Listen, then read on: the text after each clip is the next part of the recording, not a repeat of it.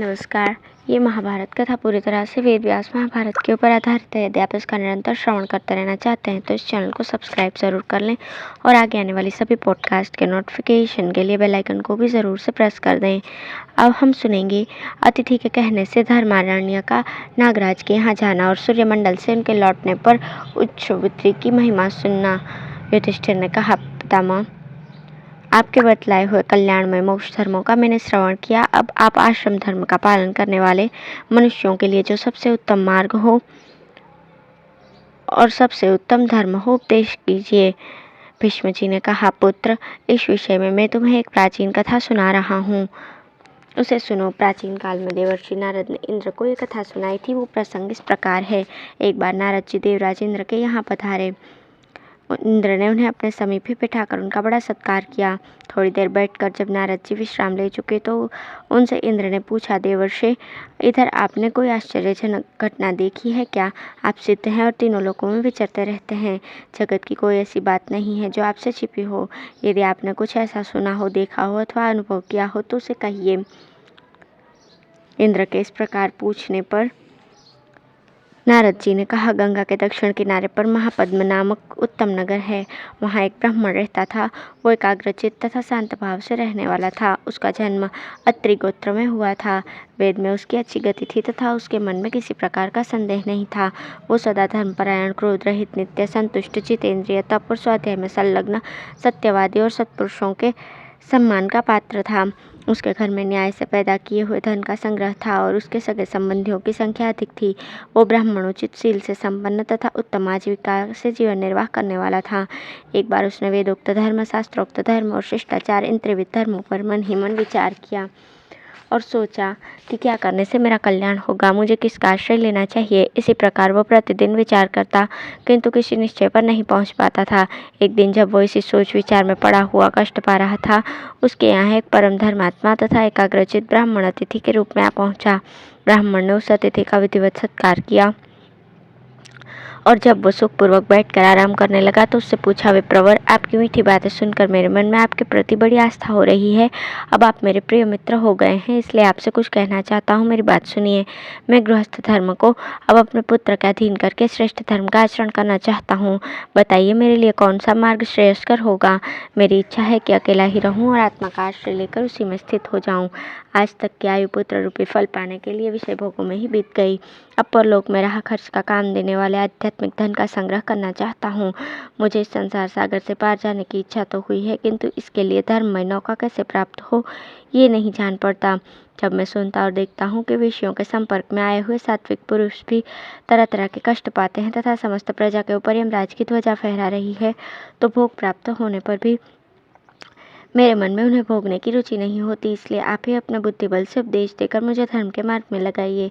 अतिथि ने कहा, ब्राह्मण देव, इस विषय में मेरी भी बुद्धि काम नहीं देती, अतः मैं इस प्रश्न का निर्णय नहीं कर सकता।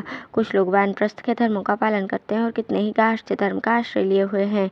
कोई राजधर्म, कोई आत्मज्ञान, कोई गुरु शुश्रूषा और कोई मौन व्रत को ही अपनाए हुए बैठा है। कुछ लोग माता पिता की सेवा से, कुछ लोग अहिंसा से, कुछ लोग सत्य भाषण से और कुछ लोग युद्ध में शत्रु का सामना करते हुए प्राण त्यागने से स्वर्ग को प्राप्त हुए हैं। कितने ही मनुष्य उच्च वृत्ति के द्वारा सिद्धि प्राप्त करके स्वर्गगामी हुए हैं। कितने ही बुद्धिमान पुरुष संतुष्ट चित्त और शीतेंद्रिय होकर वेदोक्त व्रत का पालन करते हैं तथा स्वाध्याय करते हुए स्वर्गलोक में स्थान प्राप्त कर चुके हैं। इस प्रकार संसार में धर्म के अनेकों दरवाजे खुले हुए हैं। उन्हें देखकर मेरी बुद्धि भी चक्कर में पड़ गई है, तो मैं तुम्हें परंपरा से उपदेश करूंगा। मेरे गुरु ने इस विषय में मुझे जो बात बतलाई है वो बता रहा हूँ, सुनो। पूर्वकल्प में जहाँ धर्म चक्र की स्थापना की गई थी, उस नैमिषारण्य में गोमती के तट पर नागपुर नामक एक नगर है। उसमें पद्मनाभ नामक एक धर्मात्मा नाग निवास करते हैं।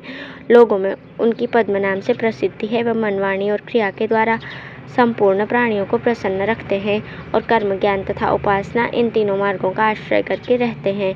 विषमता का बर्ताव करने वाले पुरुष को वे साम, दाम, दंड और भेद नीति के द्वारा राह पर लाते हैं। समदर्शी की रक्षा करते हैं और नेत्र आदि इंद्रियों को विचार के द्वारा कुमार्ग में जाने से रोकते हैं। तुम उन्हीं के पास जाकर विधि पूर्वक अपना अभिष्ट प्रश्न उनके सामने रखो, वे तुम्हें परम धर्म का उपदेश करेंगे। नागराज सबका अतिथि सत्कार करते हैं, शास्त्र के विद्वान हैं तथा उनकी बुद्धि बड़ी तीव्र है। वे अनुपम तथा वांछनीय सद्गुणों से संपन्न है। स्वभाव तो उनका पानी के समान है। वे सदा स्वाध्याय में लगे रहते हैं।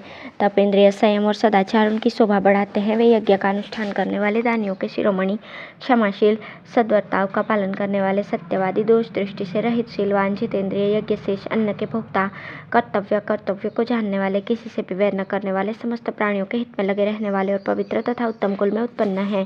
ब्राह्मण ने कहा, विप्रवर, मुझ पर बड़ा भारी बोझ सा लदा हुआ था, उसे आज आपने उतार दिया। आपकी ये बात सुनकर मुझे बड़ी सांत्वना मिली है। राह चलने से थके हुए बटोही को सैया, प्यासे को पानी और भूखे को भोजन मिलने से जितना संतोष होता है तथा प्रेमी के दर्शन से जितना आनंद मिलता है, उतना ही आनंद आज आपकी बातों से मुझे मिल रहा है। महात्मन, आपने मुझे जैसी सलाह दी है वैसा ही करूँगा। आप सूर्यास्ताचल को जा रहे हैं। आज की रात्रि आप मेरे साथ यहीं रह जाइए और सुखपूर्वक विश्राम करके भली भांति अपनी थकावट दूर कर लीजिए, फिर सवेरे चले जाइएगा। तदंतर वो अतिथि उस ब्राह्मण का आतिथ्य ग्रहण करके रात भर उसके यहाँ रहा और दोनों में मोक्ष धर्म के विषय में बातें होती रही। बात करते करते उनकी सारी रात बड़े सुख से बीती। सवेरा होने पर ब्राह्मण द्वारा सम्मानित हो वो अतिथि चला गया और धर्मात्मा ब्राह्मण अपने घर के लोगों की अनुमति लेकर अतिथि के बताए हुए नागराज के घर की ओर चल दिया। रास्ते में एक मुनि के आश्रम पर जाकर उसने नागराज का पता पूछा। उस मुनि ने उसे जो कुछ बताया उसको ध्यान से सुनकर उसी के अनुसार चलता हुआ वो ब्राह्मण नागराज के स्थान पर पहुंच गया। उनके दरवाजे पर जाकर ब्राह्मण ने आवाज़ दी। उसे सुनकर धर्म पर प्रेम रखने वाली नागराज की पतिव्रता पत्नी ब्राह्मण के सामने आई और शास्त्र विधि के अनुसार उसका पूजन करके स्वागत करती हुई बोली, ब्राह्मण देव, आज्ञा दीजिए, मैं आपकी क्या सेवा करूं? ब्राह्मण ने कहा, देवी, तुमने मधुर वाणी से मेरा स्वागत और पूजन किया, इससे मेरी थकावट दूर हो गई। अब मैं महात्मा नागराज का दर्शन करना चाहता हूँ। यही मेरा सबसे बड़ा कार्य और मनोरथ है और इसी के लिए आज मैं उनके इस आश्रम पर आया हूँ। किंतु उस समय नागराज वहाँ उपस्थित न थे। वे सूर्य का रथ खींचने चले गए थे। इसलिए ब्राह्मण ने कहा, देवी, जब नागराज यहाँ आ जाएं तो शांत भाव से उन्हें मेरे आगमन का समाचार बतला देना। मैं उनकी प्रतीक्षा करता हुआ गोमती के तट पर निवास करूँगा। यह कहकर वो ब्राह्मण गोमती नदी के किनारे चला गया और वहाँ निराहार रहकर तपस्या करने लगा। उसके भोजन न करने से वहाँ रहने वाले नागों को बड़ा दुख हुआ। तब नागराज के बंधु बांधव, स्त्री और पुत्र सब मिलकर ब्राह्मण के पास गए और बारंबार उनकी पूजा करके कहने लगे, तपोधन, आपको यहाँ आए आज 6 दिन हो गए, किंतु अभी तक आप भोजन लाने के लिए हमें आज्ञा नहीं दे रहे हैं। आप हमारे घर अतिथि के रूप में आए हैं और हम आपकी सेवा में उपस्थित हुए हैं। आपका आतिथ्य करना हमारा कर्तव्य है, क्योंकि हम सब लोग गृहस्थ हैं। ब्राह्मण देव, आप क्षुधा की निवृत्ति के लिए हमारे लाए हुए फल मूल, साग, दूध अथवा अन्न अवश्य स्वीकार कीजिए। इस वन में रहकर आपने भोजन छोड़ दिया है, इससे हमारे धर्म में बाधा आती है। बालक से लेकर वृद्ध तक हम सब लोगों को इस बात का कष्ट है। हमारे कुल में कोई भी ऐसा नहीं है जो देवता, अतिथि और बंधुओं को अन्न देने के पहले ही भोजन कर लेता हो। ब्राह्मण ने कहा, नागगण, आप लोगों की बातों से ही मैं तृप्त हो गया। अब नागराज के आने में सिर्फ 8 दिन बाकी हैं। यदि 8 रात बीत जाने पर भी वे नहीं आए तो मैं आप लोगों के कहने से भोजन कर लूँगा। उनके आगमन के लिए ही मैं इस व्रत का पालन कर रहा हूँ। आप लोग इसमें विघ्न न डालें। मेरे लिए संताप करना उचित नहीं है। आप सब लोग अपने अपने स्थान पर लौट जाइए। ब्राह्मण के इस प्रकार कहने पर वे नागगण अपने प्रयत्न में असफल होकर घर लौटे। तदंतर जब समय पूरा हो गया और नागराज की कार्यकारिता समाप्त हो गई तो सूर्यदेव की आज्ञा लेकर वे घर लौट आए। वहाँ उनकी पत्नी पैर धोने के लिए जल लेकर सेवा में उपस्थित हुई। नागराज ने उनसे पूछा, कल्याणी, मेरे द्वारा बताई हुई विधि के अनुसार तुम देवता और अतिथि के पूजन में तत्पर तो रही हो ना? मेरे वियोग के कारण कभी धर्म से विमुक्त तो नहीं हुई? नागपत्नी बोली, नागराज, पत्नी के लिए पति की आज्ञा का पालन करना सबसे बड़ा धर्म बतलाया गया है। आपके उपदेश से मैं इस बात को अच्छी तरह जानती हूँ। जब आप सदा धर्म में स्थित रहते हैं तो मैं कैसे सन्मार्ग का त्याग करके बुरे रास्ते पर पैर रखूंगी? महाभाग, देवताओं की आराधना में कोई कमी नहीं आई है। अतिथि सत्कार के लिए भी मैं सदा सावधान रहती हूँ। आलस्य को कभी पास फटकने नहीं देती। किंतु आज 15 दिनों से एक ब्राह्मण देवता यहाँ पधारे हुए हैं। वे मुझसे अपना काम कुछ नहीं बताते, केवल आपका दर्शन चाहते हैं और उसके लिए ही उत्सुक होकर कठोर व्रत का पालन करते हुए गोमती के तट पर बैठे हैं। उन्होंने मुझसे सच्ची प्रतिज्ञा करा ली है कि नागराज के आते ही उन्हें मेरे पास भेज देना। अतः अब आपको वहाँ जाना और ब्राह्मण देवता को दर्शन देना चाहिए। नाग ने पूछा, प्रिय, ब्राह्मण रूप में तुमने किसका दर्शन किया? वे कोई देवता है या मनुष्य? भला मनुष्यों में कौन मुझे देखने की इच्छा कर सकता है, और यदि दर्शन की इच्छा करे भी तो इस प्रकार आदेश देकर कौन बुला सकता है। नागपत्नी बोली, नाथ, उनकी सरलता देखकर तो यही जान पड़ता है कि वो कोई देवता नहीं है। मुझे तो उनमें एक बहुत बड़ी विशेषता यही जान पड़ती है कि वे आपके बड़े भक्त हैं। जैसे पपीहा पानी के लिए साल भर वर्षा की वाट जोहता रहता है, उसी प्रकार वे आपके दर्शन की प्रतीक्षा करते हैं। इसलिए आप अपने स्वाभाविक क्रोध का परित्याग करके अब उन्हें दर्शन दीजिए। उनकी आशा भंग करके अपने को भस्म न कीजिए। जो आशा लगाकर शरण में आए हुए जीवों के आंसू नहीं पहुँचता, वो राजा हो या राजपुत्र, उसे भ्रूण हत्या का पाप लगता है। मौन रहने से ज्ञान रूपी फल की प्राप्ति होती है। दान देने से यश बढ़ता है। सत्य बोलने से वाणी की पटुता और परलोक में प्रतिष्ठा प्राप्त होती है। न्यायपूर्वक धन का उपार्जन करने से उत्तम फल मिलता है। अपनी इच्छा के अनुसार कार्य भी दूसरों के संघर्ष से रहित तथा आत्मा का कल्याण करने वाला हो तो उसको करने में कोई नरक में नहीं पड़ता। नाग ने कहा, प्रिय, जाति दोष के कारण ही मुझे कभी कभी अभिमान और रोष का शिकार हो जाना पड़ा है, किंतु आज तुमने अपने उपदेश के द्वारा अग्नि के द्वारा मेरे संकल्प जनित क्रोध को भस्म कर दिया।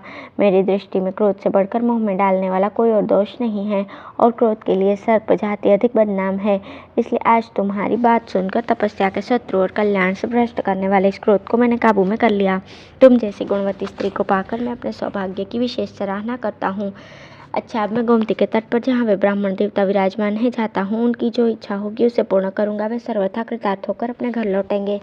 यह कहकर नागराज मन ही मन उस ब्राह्मण के कार्य का विचार करते हुए उसके पास गए और वहाँ पहुँचकर मधुरवाणी में बोले, द्विजवर, मेरे अपराध को क्षमा कीजिए, मुझ पर क्रोध न कीजिएगा। मैं स्नेहवश आपके सामने आकर पूछता हूँ, बताइए किसके लिए, किस प्रयोजन से यहाँ आए हैं, और गोमती के इस एकांत तट पर आप किसकी उपासना कर रहे हैं। ब्राह्मण बोला, मेरा नाम धर्मारण्य है। मैं नागराज पद्मनाभ का दर्शन करने के लिए यहाँ आया हूँ। उन्हीं से मुझे कुछ काम है। उनके स्वजनों से मैंने सुना है कि वे यहाँ से दूर गए हुए हैं। अतः जैसे किसान वर्षा की राह देखता है, उसी प्रकार मैं भी उनकी बाट जोह रहा हूँ और उनके कल्याण के लिए वेद का पारायण कर रहा हूँ। नाग ने कहा, महाभाग, आपका आचरण बड़ा ही कल्याणमय है। आप बड़े ही सत्पुरुष और सज्जनों पर दया करने वाले हैं, क्योंकि दूसरों पर स्नेह दृष्टि रखते हैं। मैं ही वो नाग हूँ जिससे आप मिलना चाहते हैं। इच्छानुसार आज्ञा दीजिए, मैं आपका कौन सा प्रिय कार्य करूं। अपनी स्त्री से आपके आगमन का समाचार सुनकर मैं स्वयं ही आपसे मिलने आया हूँ। आपने हम सब लोगों को अपने गुणों के मोल खरीद लिया है, क्योंकि आप अपने हित की बात भूलकर भी मेरे कल्याण की ही चिंता कर रहे हैं। ब्राह्मण बोला, नागराज, मैं आप ही के दर्शन की इच्छा से यहाँ आया हूँ और आपसे कुछ पूछना चाहता हूँ। इस समय मेरे मन में एक नया प्रश्न उठा है, पहले इसका उत्तर दे दीजिए। इसके पश्चात अपना कार्य निवेदन करूँगा। आप सूर्य के एक पहिए वाले रथ को खींचने के लिए जाया करते हैं। यदि वहाँ कोई आश्चर्यजनक बात आपने देखी हो तो बताने की कृपा करें। नाग ने कहा, ब्राह्मण, भगवान सूर्य अनेकों आश्चर्यों के स्थान है, जिनके तेज में स्वयं परमात्मा का निवास है, जिनसे नाना प्रकार के बीज उत्पन्न होते हैं, जिनके ही सहारे चराचर जगत के साथ समस्त पृथ्वी टिकी हुई है, तथा जिनके मंडल में आदि अंत रहित सनातन पुरुषोत्तम नारायण विराजमान है। उनसे बढ़कर आश्चर्य की वस्तु और क्या हो सकती है। किंतु इन सब आश्चर्यों से भी बढ़कर एक आश्चर्य की बात मैं बता रहा हूँ, उसे सुनिए। प्राचीन काल की बात है। दोपहर के समान समय भगवान भास्कर संपूर्ण लोगों को तपा रहे थे। उसी समय दूसरे सूर्य के समान एक तेजस्वी पुरुष मुझे दिखाई पड़ा। वो अपने तेज से संपूर्ण लोगों को प्रकाशित करता हुआ मानो आकाश को चीरकर सूर्य की ओर बढ़ा रहा था। पास आने पर भगवान सूर्य ने उसे भेंटने के लिए अपनी दोनों भुजाएं फैला दी। उसने भी सम्मान के लिए अपना दाहिना हाथ सूर्य की ओर बढ़ा दिया। तत्पश्चात आकाश को भेद कर वो सूर्य की किरणों के समूह में समा गया और एक ही क्षण में तेज राशि के साथ एकाकार होकर सूर्य स्वरूप हो गया। उस समय हम लोगों के मन में ये संदेह हुआ कि इन दोनों में असली सूर्य कौन थे, जो इस रथ पर बैठे हुए थे वे, अथवा जो अभी पधारे थे वे। ऐसी शंका होने पर हमने सूर्य से पूछा, भगवान, ये जो द्वितीय सूर्य के समान आकाश को लांघ कर यहाँ तक आए हैं, कौन थे। सूर्य ने कहा, ये उच्च वृत्ति का पालन करने वाले एक सिद्ध मुनि थे, जो दिव्य लोक को प्राप्त हुए हैं। फल मूल, सूखे पत्ते, पानी और हवा यही इनके भोजन की सामग्री थी। इन्होंने संहिता के मंत्रों से भगवान शंकर का स्तवन किया था।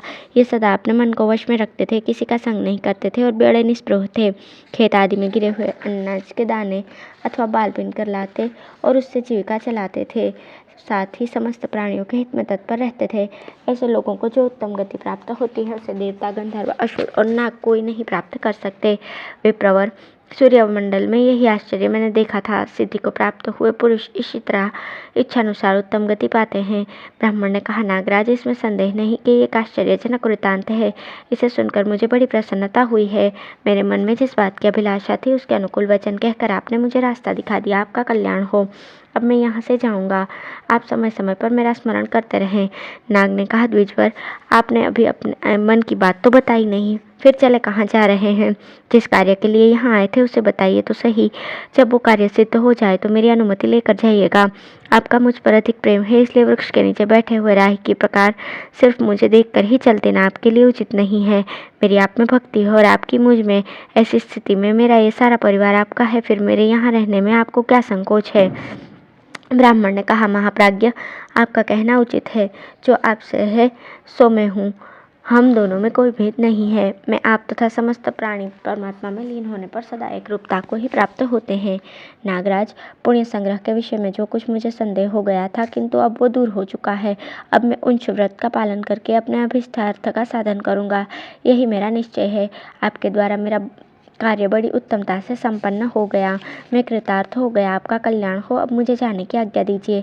इस प्रकार नागराज की अनुमति लेकर वो ब्राह्मण उच्च व्रति की दीक्षा लेने के लिए भृगुवंशी च्यवन ऋषि के पास गया। उन्होंने उसे दीक्षा दे दी और वो उस धर्मानुकूल व्रत का पालन करने लगा। उसने उच्च व्रति की महिमा से संबंध रखने वाली इस कथा को च्यवन मुनि से भी कहा। च्यवन ने राजा जनक के दरबार में नारद जी से ये पवित्र कथा सुनाई। नारद जी ने इंद्र को और इंद्र ने ब्राह्मण को इस कथा का श्रवण कराया। युधिष्ठिर, परशुराम जी के साथ जब मेरा भयंकर युद्ध हुआ था, उस समय वसुओं ने मुझसे ये कथा कही थी। इस समय जब तुम मुझसे परम धर्म के संबंध में प्रश्न कर रहे हो, तो उसी के उत्तर में मैंने ये पवित्र कथा तुम्हें सुनाई है। तत्पश्चात वो ब्राह्मण दूसरे वन में चला गया और वहाँ उच्च वृत्ति से अर्थात बिखरे हुए अनाज के दाने और बाल बिनने से प्राप्त हुए परिमित अन्न का भोजन करता हुआ यम नियम का पालन करने लगा। धन्यवाद। यहाँ पर शांति पर्व समाप्त होता है। अब आगे हम सुनना प्रारंभ करेंगे अनुशासन पर्व।